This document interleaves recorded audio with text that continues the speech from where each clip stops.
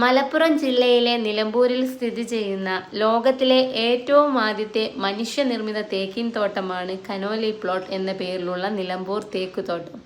ലോക പൈതൃക പട്ടികയിൽ ഇടം നേടിയ ഈ തേക്കിൻ തോട്ടത്തിന് 5.5 ഏക്കറിൽ കൂടുതൽ വിസ്തൃതിയുണ്ട്. ബ്രിട്ടീഷ് ഭരണകാലത്ത് തേക്കുതടിയുടെ ക്ഷാമം പരിഹരിക്കുന്നതിനായി അന്നത്തെ കളക്ടർ H.V. കനോലിയുടെ നിർദ്ദേശപ്രകാരം ഫോറസ്റ്റ് കൺസർവേറ്റർ ആയിരുന്ന ചാത്തുമേനോൻ 1846 ഈ തേക്കുതോട്ടം നട്ടുപിടിപ്പിച്ചത്.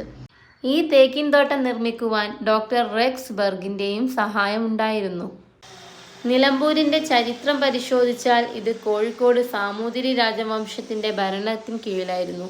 നിലമ്പൂർ കോവിലകം ഏറനാട്ടിലെ പ്രധാന ഭൂവുടമകളായിരുന്നു.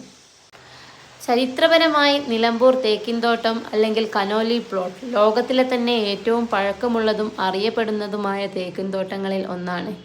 1842 ബ്രിട്ടീഷ് കളക്ടർ H.V. കനോലിയുടെ മേൽനോട്ടത്തിൽ സ്ഥാപിച്ചതാണ്. ഈ തോട്ടത്തിലെ തേക്കുകൾ വളരെ വലുതും ബലമുള്ളതുമാണ്. നിലമ്പൂർ തേക്കിൻതോട്ടം ഒരു പ്രധാന വിനോദസഞ്ചാര കേന്ദ്രം കൂടിയാണ്. ചാലിയാർ നദിയുടെ തീരത്താണ് നിലമ്പൂർ പട്ടണം സ്ഥിതി ചെയ്യുന്നത്. നിലമ്പൂർ ഇപ്പോൾ ഉപതെരഞ്ഞെടുപ്പ് ചൂടിലാണ്. ഞങ്ങൾ പോയ സമയത്തെല്ലാം അവിടെയെല്ലാം സ്ഥാനാർത്ഥികളുടെ ഫ്ലെക്സുകൾ കൊണ്ട് നിറഞ്ഞിരിക്കുകയാണ്. പ്രചരണവും നല്ല അടിപൊളിയായിട്ട് നടക്കുന്നുണ്ട്. ഈ ജൂൺ 19 നിലമ്പൂർ നിയമസഭാ മണ്ഡലം ഉപതെരഞ്ഞെടുപ്പിനെ നേരിടും. CPM-ന് അൻവർ ഏൽപ്പിച്ച ആഘാതത്തിൽ നിന്ന് തിരികെ വരാനുള്ള അവസരമാണിതെങ്കിൽ UDF-ന് കൈവിട്ടുപോയ മണ്ഡലം തിരിച്ചുപിടിക്കാനുള്ള പോരാട്ടവുമാണ്. മുഖ്യമന്ത്രിയുമായി കൊമ്പുകോർത്ത് മുന്നണി വിട്ട അൻവറിനാകട്ടെ ശക്തി തെളിയിക്കാനുള്ള ഏക അവസരവും. തിരഞ്ഞെടുപ്പായതുകൊണ്ട് തന്നെ ഞങ്ങൾ യാത്രക്കാർക്ക് വളരെയേറെ ചെക്കിങ്ങും നേരിടേണ്ടി വന്നിട്ടുണ്ട്. പക്ഷേ ഉദ്യോഗസ്ഥരെല്ലാം തിരഞ്ഞെടുപ്പിൻ്റെ ഭാഗമായിട്ടുള്ള ചെക്കിംഗ് ആണ് എന്ന് ആദ്യം പറഞ്ഞതുകൊണ്ട് ചെറിയൊരു സമാധാനം.